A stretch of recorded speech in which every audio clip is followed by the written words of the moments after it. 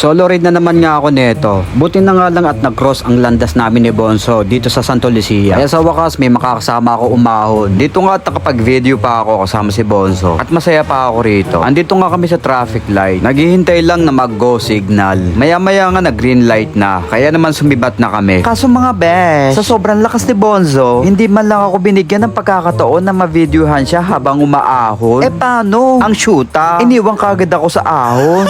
Iniisip ko na nga lang na baka ayaw niya makipag-contentan sa akin. Charat! Dahil sa ginawa niya, wala tuloy ako maiko-content. Kaya naman dumiretso ako ng taktak para dito maghanap na maiko-content. Charat! Eto nga si Kuya, nakasabay ko yan sa Olaya. Tinuhog na ako niyan habang umaahon. Kaya nung nakita kami sa taktak, ang sabi ko sa kanya, "Hoy Kuya, malakas pa pala tuhod mo, no? Baka gusto mo ng 150? No thanks daw ang sabi niya. Kotang-kota na raw siya nung kabataan niya. Emerit! Pagkatapos, tinanong ko nga siya, mga besh, kung anong pagkakaiba noong kabataan niya at sa ngayon. Noong kabataan niya raw kasi, ang laging matigas sa kanya ay yung buto niya. Pero ngayon, buto na lang daw ang matigas sa kanya. Charap! Sticker? Meron ako sticker. Nangihingi nga siya sa akin ng sticker dyan. Pero ang sabi ko sa kanya, dapat mahaba ang pasyensya mo. Dahil tiyak yan, mawawala ka sa katinuan, kakabakbak ng sticker na to. Pinakita ko nga sa kanya kung gaano kahirap tanggalin yung sticker. Pagkatapos ang shoota natakot. Kaya ang sabi niya, Next time na lang. pagkatapos biglang nagmadaling pumadyak, shoota ka, gusto sticker ng bakla pero ayaw bakbak. Emery! Pangalan mo doon? Iron Lucero po. From Novaliches, Quezon City. Novaliches. Nagpunta rito sa taktak para makita ako. Emerut! Sige po, salamat. Guys, may nakita ako artista dito. Jack Cuenca! Ang shoota, feel na matawag na Jack Cuenca. Ang hindi niya alam, mas kamukha niya si Jack Cyrus na nag-addict. Charat!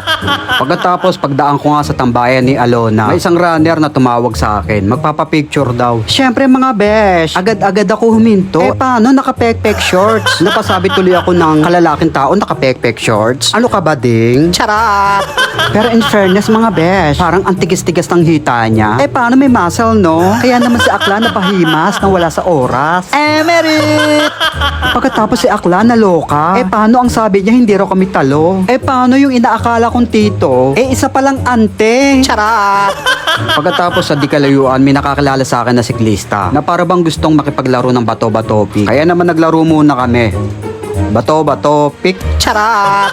Yung pala, manghihingi lang pala ng sticker. Kaya naman nung naglabas ako ng sticker, yung iba naghingian na rin. Pagkatapos hindi ko napansin na yumuko pala yung camera ko. Kaya naman yung view ganito. Napasabi tuloy ako ng, eto na ba yung tinatawag nilang view deck? Emerit!